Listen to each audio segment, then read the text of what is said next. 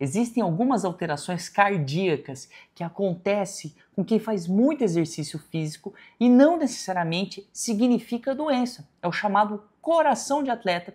E neste vídeo de hoje eu quero apresentar algumas dessas alterações que eventualmente você pode ter por ser atleta ou às vezes você quer saber por mera curiosidade. Meu nome é Gabriel, eu sou médico, eu sou cardiologista e meu objetivo aqui é trazer conteúdo científico que impacte positivamente na sua vida. Então vamos lá.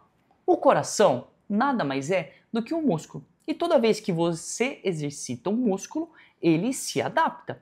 Por exemplo, você vai para a academia, você treina bíceps, você começa pegando 5 quilos, passa alguns meses, depois de muito treinamento, você consegue, sei lá, pegar 20 quilos no bíceps e o seu bíceps já está totalmente diferente do que inicialmente era. Ou a sua coxa, ou qualquer outro músculo que você treine. Com o coração não é diferente.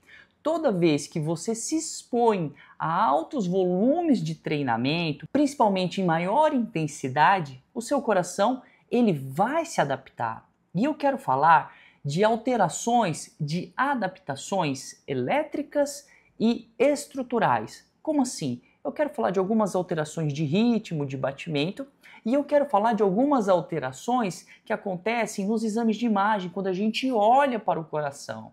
Então vamos lá, vamos começar pela elétrica. A primeira delas que acontece é a bradicardia sinusal. O coração ele tem uma cadência média em repouso, definida aí como normalidade entre 50 e 100.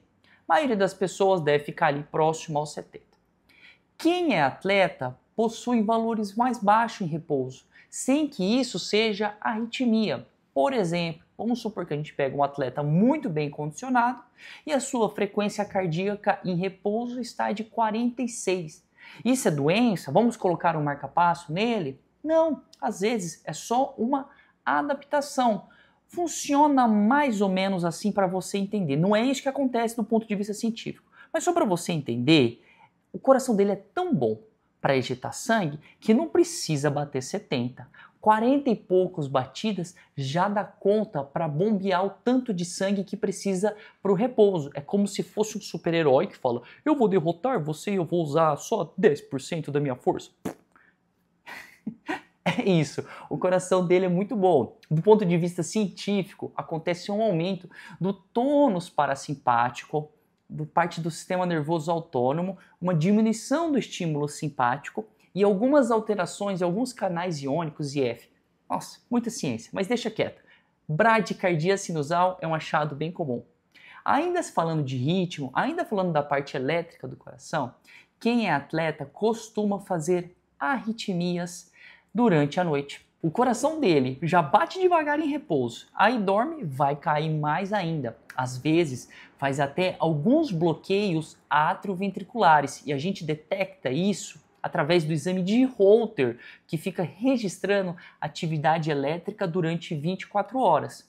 Alguns relógios modernos conseguem identificar que houve eventualmente algum bloqueio, alguma bradicardia mais importante também e acaba gerando esse alerta para a pessoa que tem essa tal da bradicardia ou de algum bloqueio durante o período de sono. Então vamos lá, falamos da bradicardia sinusal e de bloqueios durante o período de sono. Existem algumas alterações elétricas no traçado de 12 derivações, no eletrocardiograma, naquela fitinha que vem com os risquinhos, super complexo o entendimento, chamado de alteração de repolarização precoce. É algumas alterações que acontecem e que não significa doença e que o médico tem que estar atento, porque eventualmente esse paciente pode sentir dor no peito por qualquer outro motivo. Essas alterações no eletrocardiograma parecem infarto, não é infarto, mas parece alteração de infarto. Então tem que estar muito atento nesse aspecto aí. Tem alteração de repolarização precoce quem é atleta. É lógico que não são todos atletas que têm, mas eles têm mais do que a população normal, a população que não treina. Partindo para alterações morfológicas, que são alterações estruturais do coração, que a gente normalmente observa no ecocardiograma e na ressonância de coração, encontramos aumento das câmaras cardíacas, É isso, o coração fica maior. Por que o coração fica maior? Porque ele precisa ejetar mais sangue para dar conta do recado. Para você aumentar o débito cardíaco, só aumentar a frequência cardíaca não vai fazer com que seu débito cardíaco aumente muito. Você precisa aumentar o volume ejetado a cada batida. Então, se o coração está maior, a cada batida ele consegue ejetar mais. E quando a gente faz ecocardiograma, a gente percebe que as câmaras do coração estão dilatadas. Em casos muito raros, em casos muito extremos de atletas muito bem condicionados, até o pericárdio, que é a capa do coração, fica mais mole para conseguir aumentar esse volume cardíaco. Então, a alteração do tamanho de câmara é um achado que pode ser atribuído ao exercício físico. Além disso, nós também observamos um aumento da parede. É como se o coração engrossasse, é como se o músculo ficasse mais espesso. E essa pode ser uma alteração somente do exercício físico. Eu sei que a gente normalmente quando vê isso pensa, será que ele é hipertenso? Porque a hipertensão engrossa a parede do coração e isso faz mal para a pessoa. Será que ele tem uma doença chamada cardiomiopatia hipertrófica? Se você não sabe o que é cardiomiopatia hipertrófica, eu fiz um resumo da diretriz americana de 2024. Eu vou deixar o link aqui das 3 aulas que eu falo absolutamente tudo sobre cardiomiopatia hipertrófica. Porque dá dúvida, você olha e fala, nossa, que coração grosso, será que é só do exercício? Será que é hipertenso? Tem que investigar isso daí, mas às vezes é só do exercício físico. Um detalhe que chama a atenção é que atletas que fazem mais treino de força e menos treinos de resistência, menos endurance, por exemplo, aquela pessoa levantadora de peso, acaba engrossando um pouco o coração, mas não dilata tanto. Ao passo que aquelas pessoas mais de endurance, por exemplo, um corredor, um ciclista, um nadador, eles acabam também engrossando e eles aumentam o tamanho do seu coração. Um terceiro achado estrutural é o aumento da raiz da aorta.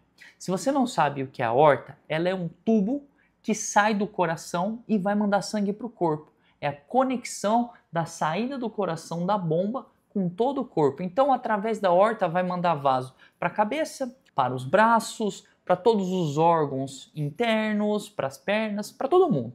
É a principal artéria do corpo. E às vezes, por sobrecarga mecânica, sobrecarga de fluido, ela acaba se dilatando um pouco. E é lógico, sempre dá dúvida com outras doenças, porque existem algumas doenças que dilatam a aorta, como hipertensão, como síndrome de Marfan, síndrome de Loeys-Dietz, e aí o médico precisa estar muito atento para saber separar o joio do trigo.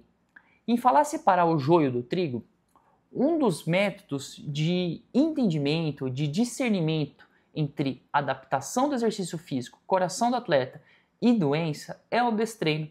Você coloca o paciente, a pessoa, o atleta, para parar de fazer as suas atividades ali de 6 a 34 semanas, você observa que ocorre uma diminuição do tamanho do coração e uma diminuição da grossura da parede. É lógico que, eventualmente, não volta aos valores normais, aos valores tradicionais, porque um pouco dessas alterações vão se tornar permanentes. Mas esse é uma excelente forma de se separar o joio do trigo. É lógico que existem outras, como, por exemplo, alguns outros exames genéticos, até porque quem é atleta não consegue ficar 34 semanas parado. Eu fiz as contas, 34 semanas dá 8 meses. Eu não sei como que é você, mas eu tenho muita dificuldade de ficar sem fazer atividade física. Quando, por exemplo, eu sofro uma lesão, sei lá, machuquei o ombro, machuquei o cotovelo,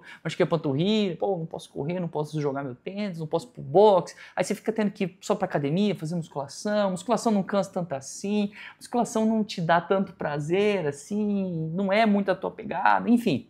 Imagina alguém que tem um alto volume de treinamento, fala, vamos ficar 8 meses parado? E pior, se essa pessoa é profissional, ou seja, ela ganha dinheiro com isso, a vida dela depende do seu esporte, é difícil você colocar 8 meses uma pessoa de molho só para ver se aquela alteração do coração é doença ou não. Por isso que existem outros testes, como por exemplo o teste genético, que pode ajudar bastante nós médicos, né, a separar o joio do trigo. Então, se você gostou desse vídeo, não esquece de deixar o seu like. Se esse conteúdo é interessante para você, se inscreve no canal, dá uma força aí. Se você tem algum comentário a fazer, alguma dúvida, escreve aí nos comentários que eu vou dar uma olhada. E no mais, grande abraço!